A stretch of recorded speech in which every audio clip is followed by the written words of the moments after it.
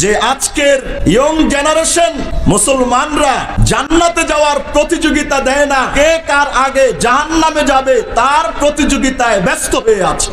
ঠিক না বেঠিক কথা বলেন ভাই? ওয়াজ মাহফিল এটা হিদায়াতের কথা আপনাকে আমি শুনিয়ে দিব। হিদায়াত দেওয়ার দায়িত্ব আমার আপনার নয়। হিদায়াত যিনি দিবেন তিনি কে? আল্লাহ। কথা বলেন তিনি কে? আল্লাহ। আল্লাহ। আমার আজকের আলোচনার প্রথম কথা আমি আপনাদেরকে প্রশ্ন করছি, আজকে যদি এই জায়গায় আমাদের যুবকরা ইয়ং জেনারেশন এই মাহফিলের আয়োজন না করে গানের আয়োজন করতেন, আচ্ছা আপনারা এবার দিল দিয়ে বলুন, এই যে আমরা প্যান্ডেলে উপস্থিত যারা আছি এই মুহূর্তে যদি গান চলতো, মানুষ কি এমন থাকতো না তার চাইতে বহুগুণে বেশি থাকতো? বলেন না কেন? আপনাদের আশেপাশে তো বিভিন্ন জায়গায় আগে পরে এইরকম গানের আসর করা হয়, তাই না? মানুষ বেশি হতো না কম হতো?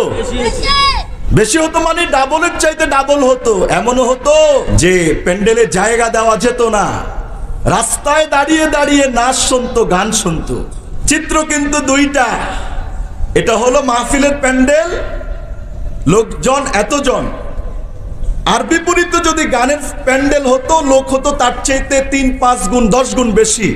আচ্ছা যারা আমরা এখানে উপস্থিত মাহফিলের আয়োজনে, এরাও তো মুসলমান, আর যদি গানের আসর হতো সেখানে 3-4-5 গুণ বেশি হতো, তারা কি হিন্দু আসতো? কারা আসতো? মুসলমান দাবি করে যেতে সে আসতো, যে কালিমা পড়ে সে আসতো, যে বলে আমি মুমিন সে আসতো।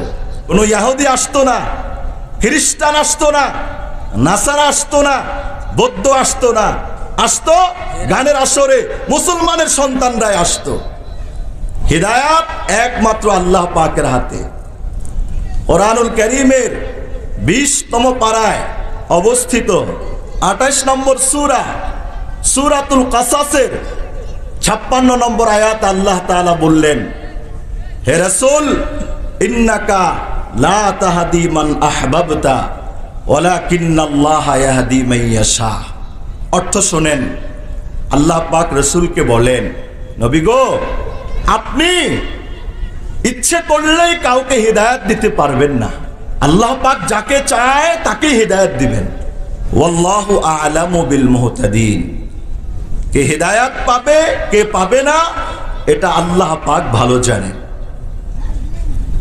এই আয়াতটা অবতীর্ণ হয়েছিল নবী করিমের চাচা আবু তালেব। আবু তালেব সারা জীবন আল্লাহ পাকের রাসূলের বিভিন্ন ভাবে সহযোগিতা করেছিল। নবীর খুব ইচ্ছে ছিল আমার চাচার অবদান, আমার চাচার ইহসান, অনুগ্রহ, দয়া আর ভুলতে পারবো না, কোনোদিন ভুলার মতো না।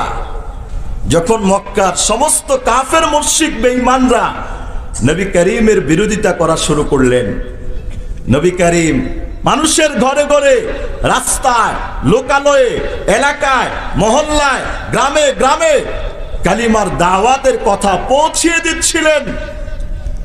সব কাফের মুশরিক বেঈমানের দল একত্রিত হয়েছে, জড়ো হয়েছে, নবী করিমকে প্রতিবাদী বানাবে, রাস্তা বন্ধ করে দিবে।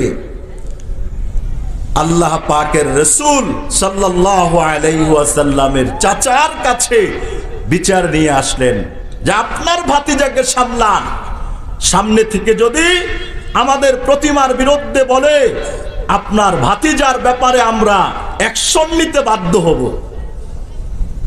হ্যাঁ, জাতি বুঝলো না নবী করিমের কদর, সম্মান, মর্যাদা, মহত্ব, বড়ত্ব, কৃতিত্ব গাথা জাতি বুঝার চেষ্টা করে নেয়।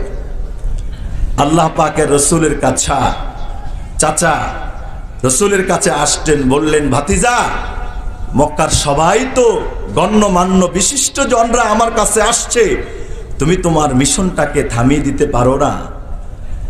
আচ্ছা এই প্রস্তাব নবী করিমকে দেয়া হয়েছিল কিনা বলেন? হয়েছে। নবী করিম উত্তর দিলেন, চাচা আমার এক হাতে যদি সূর্য আর এক হাতে যদি চন্দ্র দিয়ে দেয়া হয়, তারপরেও আল্লাহ পাকের পক্ষ থেকে যে মিশনের দাওয়াত দেওয়ার জন্য আমাকে আদেশ করা হয়েছে, এক পাপ পিছে হটবো না, সামনের দিকে আমি এগিয়ে যাব। যত বাধা আসুক, ঝড় আসুক, বিপত্তি আসুক, আমি কোনোটাকে কেয়ার করব না। আমি তো রিজায়ে মাওলা আল্লাহ পাকের সন্তুষ্টির জন্যই কাজ করছি। মৃত্যুর আগ পর্যন্ত আল্লাহর সন্তুষ্টি অর্জনে কাজ করেই যাব। সুবহানাল্লাহ বলেন। নবী করিমের চাচা শুনলেন কথাটা, দিলের মধ্যে আঘাত লাগলো চাচার মধ্যে। এই চাচাও কিন্তু এখনো মুশরিক বেঈমান। চাচা চিন্তা করলেন, আহারে ভাতিজা জন্মের আগেই তো তার বাবা হারাইলো, মা অল্প সময়ে হারাইলো, দাদাও হারাইলো, এ ভাতিজার শেষ আশ্রয়স্থল আমি চাচার কাছে ছাড়া আর কারো কাছে নাই। দয়া আসলো ভাতিজার প্রতি চাচার।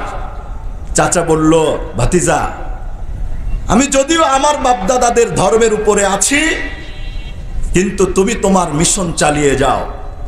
তোমার মিশন বাস্তবায়ন করতে যত বাধা বিপত্তি আসবে, ভাতিজা আমি কথা দিলাম, আমি আমার শরীরের শেষ রক্তের কণা থাকা অবস্থায় তোমার কোনো ক্ষতি হতে দিব না।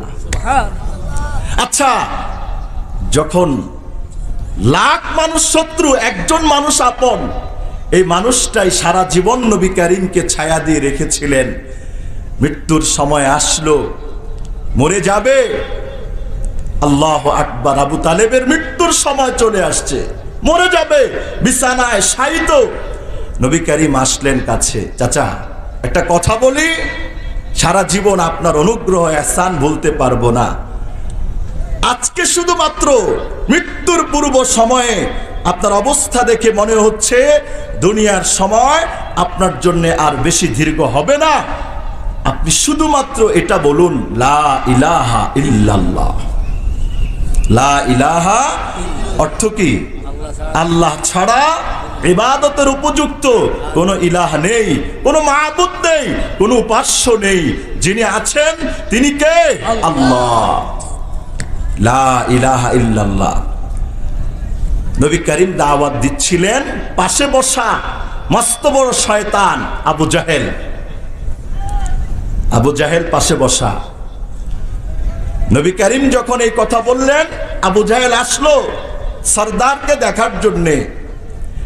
আয়েশা বললেন, আপনার ভাতিজার এই কথায় যদি আপনি ঈমান আনেন, সারা জীবন মানুষ আপনাকে টিটকারি করবে, মস্কারি করবে। হা দেখো, সারা জীবন আমাদের নেতা ছিল, মৃত্যুর আগে মুহাম্মদের খোদার ভয়ে সে কালিমা পড়ছে।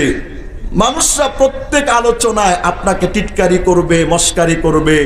আপনি যে মহান নেতা ছিলেন এই ব্যাপারে মানুষ তুচ্ছ তাচ্ছিল্য করবে। ভাবিয়া করিও কাজ, করিয়া ভাবিও না। কে কাকে বলে? আবু জাহেল আবু তালেবকে বলে। শেষ পর্যন্ত আবু তালেব মুসলমান হয়ে মরছে না বেঈমান হয়ে? বেঈমান হয়ে মরেছে। আবু তালেব মরে গেল। নবী করিম অঝরে কাঁদছেন। আহা, শেষ সময়ে চাচার জবানে কালিমায়ে তাওহীদটা পড়িয়ে দিতে পারলাম না। নবী করিম কাঁদছেন, দুশ্চিন্তাগ্রস্ত, টেনশনগ্রস্ত, ভারাক্রান্ত মন। নবী করিম বেচাইন হয়ে গেলেন। চাচাকে প্রতিশ্রুতি দিয়েছিলেন, একবার যদি এই কালিমা পড়েন, আমি আপনার ভাতিজা হিসেবে কথা দিলাম আল্লাহ পাকের কাছে সুপারিশ করে আপনাকে জান্নাতে আমি নিয়ে যাব। ভাতিজা এই কথাটা চাচায় মূল্যায়ন করতে পারলো না। আবু জাহেলের খপ্পরে পড়ে মরে গেলেন চাচা বেঈমানের হালাতে, চিরস্থায়ী জাহান্নামী। রাসূল ভারাক্রান্ত মন, টেনশন। আল্লাহ পাক কুরআনুল কারীমের সূরা কাসাসের 56 নম্বর আয়াত অবতীর্ণ করে বললেন, হে রাসূল, ইন্নাকা লা তাহদি মান আহবাবতা ওয়ালাকিন্নাল্লাহা ইয়াহদি মান ইয়াশা আল্লাহু আ'লামু বিল মুহতাদিন। আপনি যাকেই চান তাকে হিদায়াত দিবেন, ইম্পসিবল, পারবেন না। আপনার দায়িত্ব হলো পৌঁছিয়ে দেওয়া, হিদায়াত দেওয়ার মালিক হলাম আমি আল্লাহ পাক। আমরা যারা আছি, যারা বলি কাজ একটা, সেটা হলো আপন মানুষের কাছে, জ্ঞাতিগোষ্ঠীর কাছে, স্বজনদের কাছে, পাড়া মহল্লাওয়ালাদের কাছে দিনের কথাগুলো আমরা পৌঁছে দিব। হেদায়াতের মালিক কারো হাতে নাই পৃথিবীর, নবীকেই বললেন আল্লাহ তাআলা এটা। তাহলে কিয়ামত পর্যন্ত সমস্ত মানুষের এটাই শিক্ষা, হেদায়াত দিবেন আল্লাহ।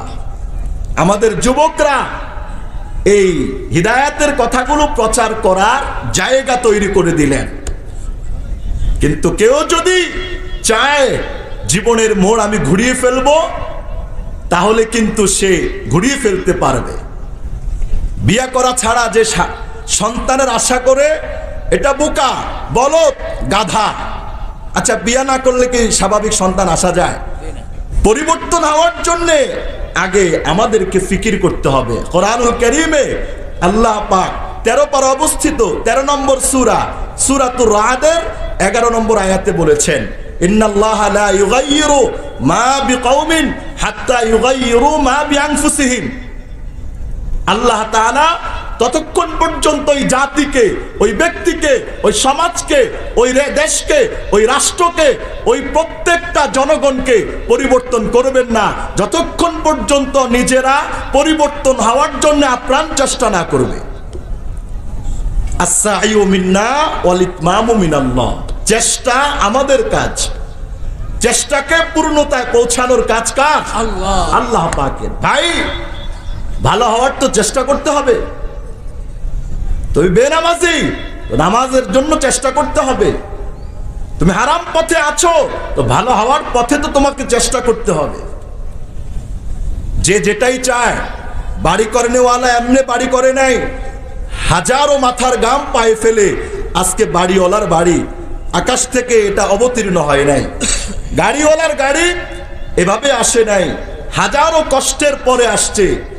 বড় শিক্ষিত এমনি হয় নাই, হাজারো ঝড় তুফানের পরে সে বড় শিক্ষা অর্জন করেছে, বড় ডিগ্রি, বড় চাকরি, বেশি টাকা, ভালোভাবে থাকছে। ঠিক না বেঠিক কথা বলেন? আখিরাতের লাইন, দিনের লাইনও যদি আমি আপনি যদি ওরকম চেষ্টা করি, সাধনা করি, ইনশাআল্লাহ আল্লাহ পাকও আমাদেরকে হিদায়াত দিবেন। কিন্তু হিদায়াত কি কোন আলেম দিতে পারে? কোন পীর দিতে পারে? হেদায়েত দিবেন কে? আল্লাহ। হেদায়েত আল্লাহ দিবে। আমরা দিনের কথা পৌঁছায় দিব, আপনারা এগুলো ধরে ধরে দিলে ঢুকাবেন, বাস্তবায়ন করবেন, আল্লাহ পাকের কাছে চাইবেন, আপনার জীবন পরিবর্তন হয়ে যাবে ইনশাআল্লাহ। বলেন ইনশাআল্লাহ।